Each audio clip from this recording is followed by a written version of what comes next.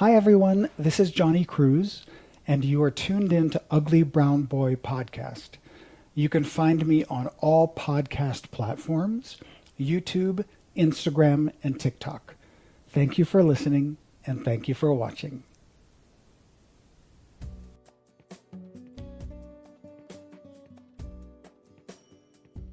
Hey everyone, it's been a little while. I have been trying to get my bearings straight in this American climate, and it's been difficult for this brown boy with depression and also recently diagnosed with ADHD. It has brought a lot of things to light for me personally. My struggle with depressive disorder and anxiety was already a lot to bear. And to add ADHD to that recently has made it a little bit more difficult for me. And it's consequently made it more difficult for me to think about posting things and trying to find the motivation to work on this podcast and work on putting content out there has been very, very, it's just been tough. I admittedly have been spending too much time getting caught up in the political chaos that has been going on, and it has been bad for me. And I know that my therapists would definitely get on my case about spending time on social media with all this stuff that already causes me so much anxiety, and to continue to dive into it is quite detrimental. But I can't seem to push it off. It's like a fucking car wreck, this country, and I don't know what else to do except tune in and try to get a grasp on what is happening, and that is bad news for me. But anyway, here I am. I'm happy to be creating a little bit more content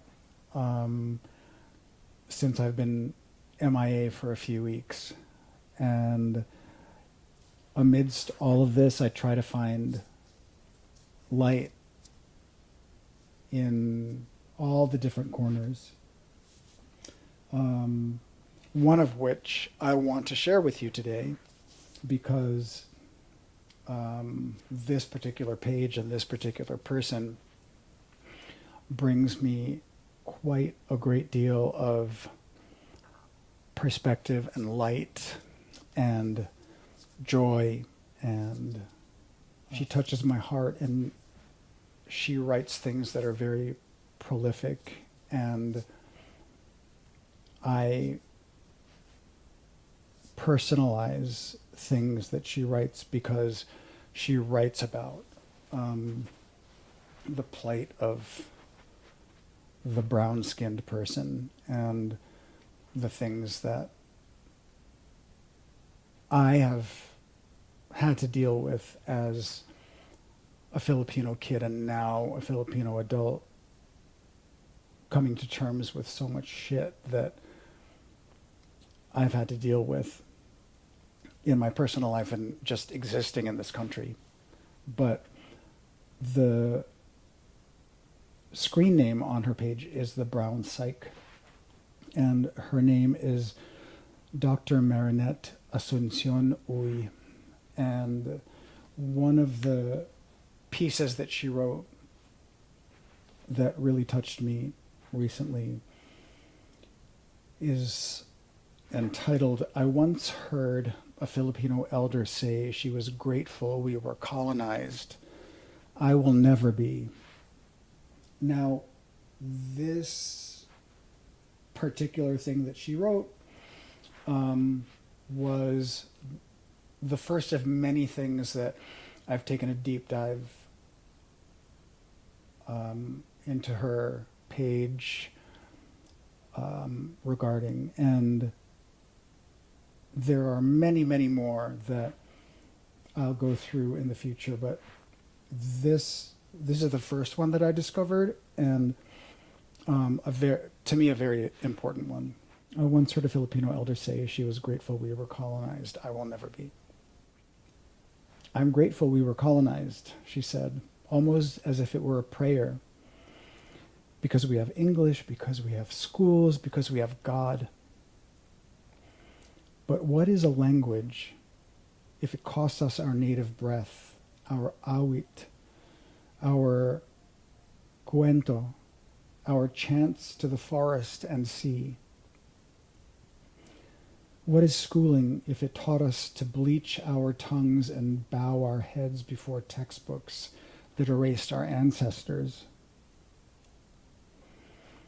What is God if we were made to believe He could not recognize our brown skin, our indigenous rituals, our sacred names?" I did not correct her. I simply held the ache of silence. Because this forgetting is generational. This forgetting is ritualized. This forgetting is survival masquerading as gratitude. But I will never be grateful for what tried to unmake us.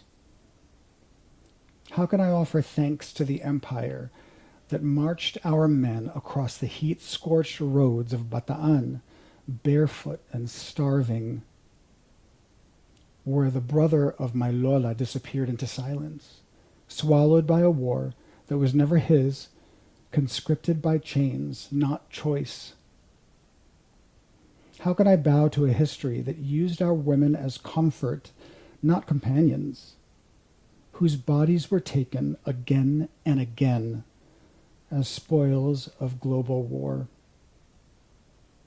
How can I give praise to the hands that burned our babaylans, that pierced the tongues of our healers, that threw our elders to crocodiles for praying to gods who lived in rivers and trees? How can I call it progress when our people were turned into exports, nurses, maids, contract workers? Our worth measured in remittances, our brilliance ignored unless it served another flag. They mined our lands and sold us back the dust. They gave us crosses and took our gold. They taught us to kneel while they renamed our mountains, redrew our coastlines, and repainted our spirits in their own image. They called it religion, but it was conquest. They called it development, but it was diaspora. They used our bodies in wars, mapped our islands for profit, made our women comfort to invaders, soft flesh made silent. They dismembered our gods and told us to be grateful, and still they ask us to say thank you. But we are not ungrateful. We are awake. Because when I hear the inner child in me, the one who wanted to speak Tagalog without apology, who wanted to be brown and not be made to feel small, who wanted to be loud without being shamed, I understand this sorrow is not only mine. It is the grief of generations. And so is this fire. This is not resentment. This is remembering. Our wounds are not weakness. They are sacred data. What Prospero Kovar would call katauhan, layered in flesh, memory, and spirit. They are maps back to our loob, our inner world, the part of us colonization could not kill. Virgilio Enriquez taught us that true liberation is from within, where Filipino psychology begins in remembering what was dismembered. Decolonization is not a metaphor. It is not a distant theory or academic frame.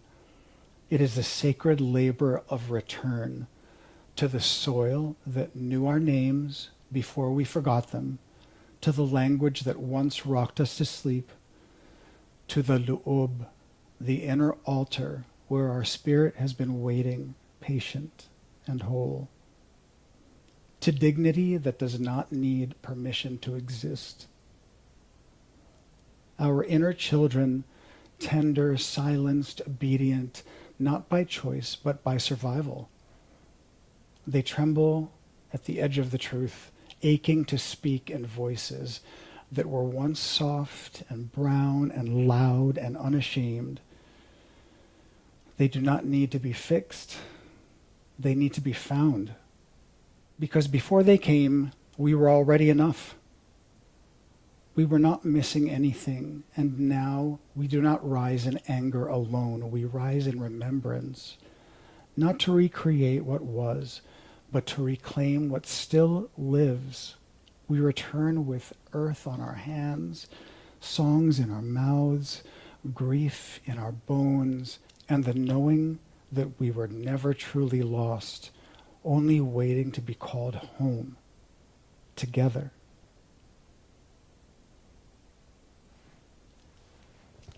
So, by that you see how deeply moving her words are, and how it just speaks to me amidst everything that is happening right now.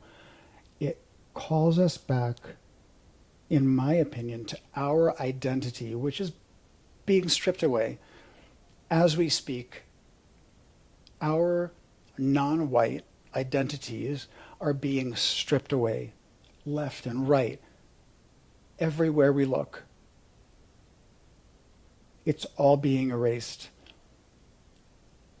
And we have to be the bearers of these stories so that we can continue to tell the next generation and the next and generations from now our brown, non-white stories will be told. So, as brothers and sisters, we really, really need to hold together and remember all these things and remember one another and remember where we came from so that our value isn't lost. Thank you, Marinette, for your writing, and thank you for the things that you put out there to touch my heart, to touch our hearts. And I know we'll get through this together. I will see you next Tuesday.